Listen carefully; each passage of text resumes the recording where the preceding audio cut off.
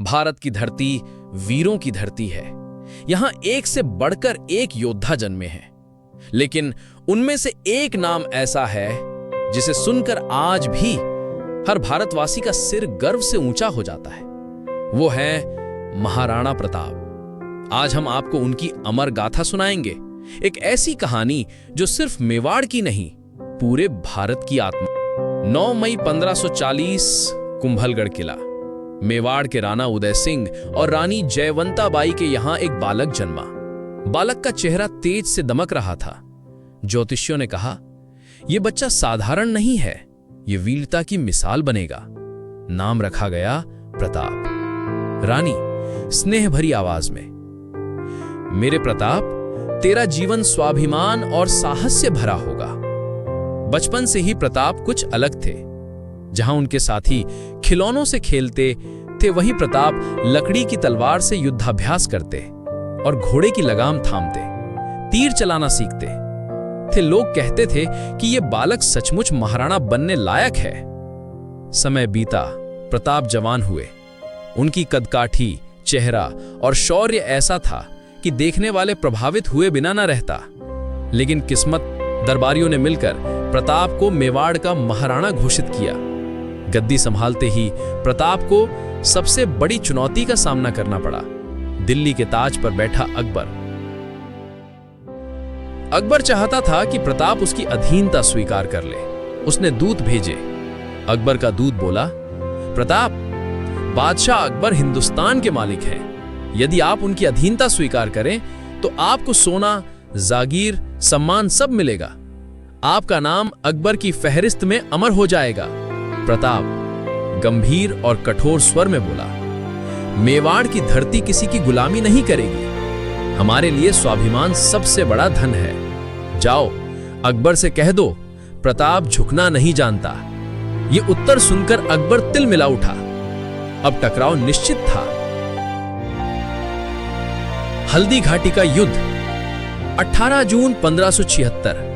हल्दी घाटी। आसमान में धूल का गुबार। रणभूमि में सैनिकों की भीड़। एक और अकबर की विशाल सेना, 80,000 से भी अधिक सैनिक। दूसरी ओर प्रताप की सेना, केवल 20,000।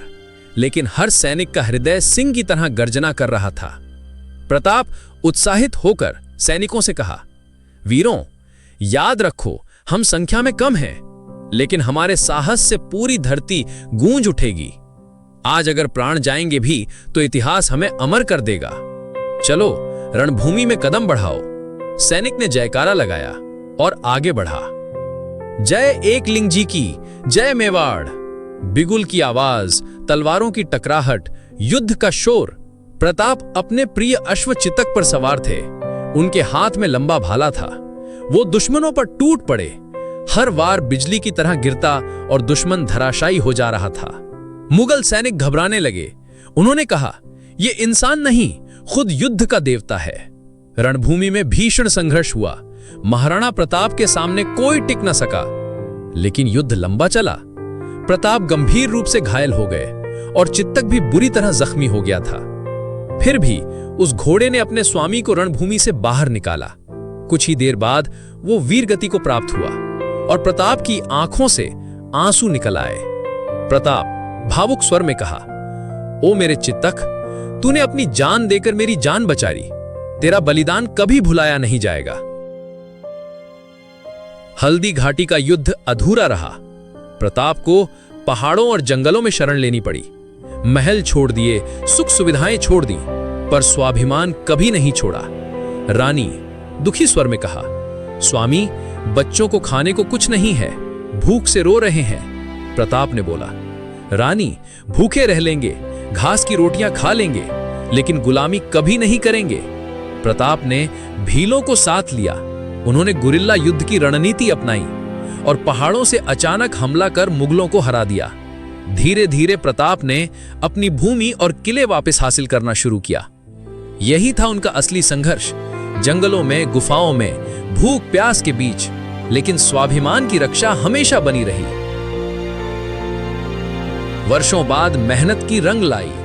प्रताप ने अपनी नई राजधानी चावंड बसाया। वहां उन्होंने किले बनवाए और प्रजा की सेवा की। वे दिन रात राज्य की पुनःस्थापना में लगे रहते थे। यही उनकी जिद ही थी जिसने मेवाड़ को जीवित रखा। उस दिन के बाद महाराणा प्रताप बीमार पड़े। उन्होंने अपने पुत्र अमर सिंह को बुलाया। प्रताप ने कहा, बेटा याद रखना, मेवाड़ की आन पर कभी आंच मत आने देना। जीवन छोटा हो सकता है पर सम्मान अमर होना चाहिए। इतना कहकर महाराणा प्रताप ने इस संसार से विदा ले लिया, लेकिन उनकी गाथा अमर हो गई। अगर आपको महाराणा प्रताप की ये प्रेरणादायक गाथा पसंद आई हो तो चैनल को सब्सक्राइब करना ना भूलें। वीडियो को लाइक और शेयर जरूर करें ताकि हमारे वीरों की कहानियां हर दिल तक पहुंच सकें। मिलते हैं अगली वीडियो में। धन्यवाद।